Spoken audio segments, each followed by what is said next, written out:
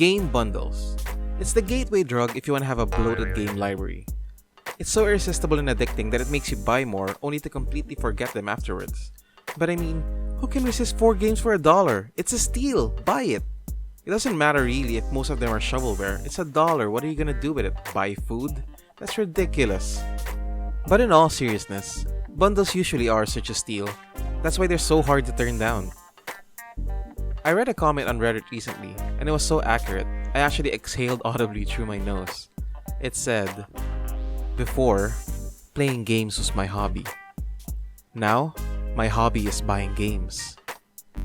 And I relate to this so much because I probably purchased a handful of bundles already, but out of all of them, I probably only played a couple of games, and I haven't finished any. And I think the thrill of buying these games on a bargain is what we're actually paying for, rather than the games itself. But the great thing about a bundle is that you know what you're getting yourself into, because it'll tell you what it comes with. You probably see a game or two that you like packaged with games that you probably never even heard of, but you'll still buy it, because that one game that you do know is probably worth the entire bundle price for you. But what if you didn't know at all? What if you were offered 10 games for $6.99 and you were told you could win games that are worth more than the price of the bundle itself? Would you buy it? Well, I bought one. It's the Festival Mystery Bundle from Fanatical, and here's what I got. Cue sad music. Look, I don't want to completely crap on these games, but I've never heard of any of them before. I'll try to go over all of them one by one as briefly as I can, maybe give a quick synopsis on what these games are about, and then rate them as play or pass. Here goes. Number 1. Dead Effect. It's a first-person shooter developed by NDev Brains that was originally released in 2013 for mobile devices. I'm guessing that's why the name sounds clickbaity sort of, to get the Dead Space fans and Mass Effect fans to download. It's set in space and you fight zombies. Need I say more? Pass. Number 2. The Code Marieke. It's a 2D survival horror game set in a Korean high school. You fall asleep during an exam and you wake up alone and someone's trying to kill you. Very relatable, interesting premise.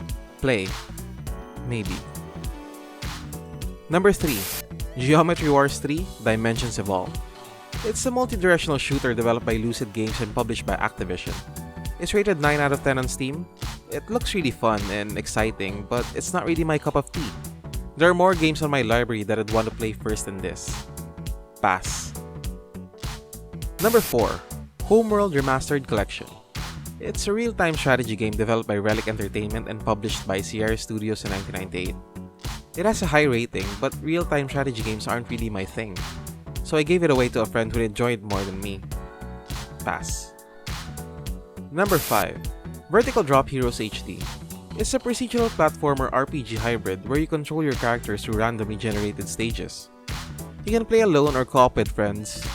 The procedural aspect sounds cool and all, but it's not really a game for me again. Pass. Number 6. Oberon. It's a 3D puzzle game where you roll around more than 100 levels trying to collect stuff and survive obstacles. I like puzzle games, and the robot design reminds me a little bit of Portal. I might give this a try, but no promises. Play. Number 7. Letterquest: Grimm's Journey Remastered. It's a typing game mashed with an adventure game. Cute art style, kind of unique gameplay, but deja vu, not my thing. Pass. Number 8. Songbringer. It's another procedurally generated action RPG with sci-fi and medieval elements. I've read that it's highly addicting. I might give it a try based on visuals alone because I'm a sucker for pixel art. Play. Number 9. Turmoil. It's a simulation game set in 19th century North America. Your goal is to become the best entrepreneur by digging up and selling oil. It's ranked very positive on Steam, but I think I'm gonna give this one a pass unless someone can change my mind. So pass. And finally, number 10. Slain Back from Hell. It's a heavy metal inspired arcade combat game with puzzle elements. It looks very retro and old school. Probably a Metroidvania game. I might give it a go, but not anytime soon.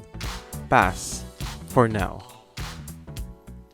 So yeah, those are the games that I got from the mystery bundle. Now you're probably thinking, hey, you'd said you'd play a couple of them, and most of them are highly rated.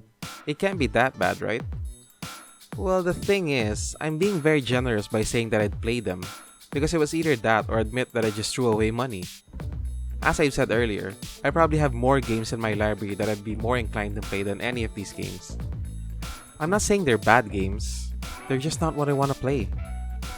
Would I be more excited if I got at least one AAA title? A bit, probably. But I'm still against the idea of a mystery bundle. I mean, when I purchased and opened it, it felt a little bit like gambling. Scratch that, it felt a lot like gambling. Nope, scratch that again, it's gambling. It's game gambling. It's gambling. Have I mentioned that there's also a possibility of you getting the same game more than once? Yeah, that can happen. So if you really want to buy a good game on sale, instead of risking that, you can scour the internet for good deals. You'll be getting better games without the risk of getting shovelware. To prove a point, I spent a couple of minutes looking for deals online and I came up with this list. It's only a bit over the $6.99 price tag of that mystery bundle, and these are more of the type of games that I'd play, and that's because I chose them. Metal Gear Solid, Quantum Conundrum, Neptunia bundle, that's 4 games, Just Cause 2, Thief, Deadly Shadows, both excellent games, the Colossal bundle, that's 3 games and one of the games a trilogy.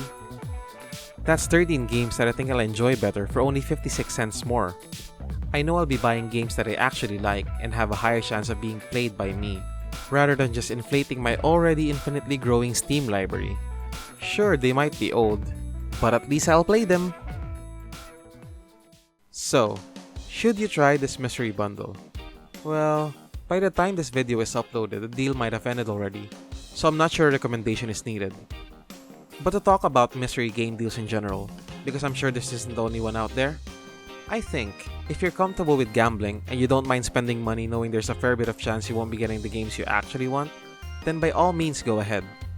I think it's actually a good thing for people who want to play different games than what they're used to. But if you're similar to me, and you want the best possible deal for your money, I'm telling you, there are better deals out there. But what if I was just having a bad day when I bought that? Let me try that again.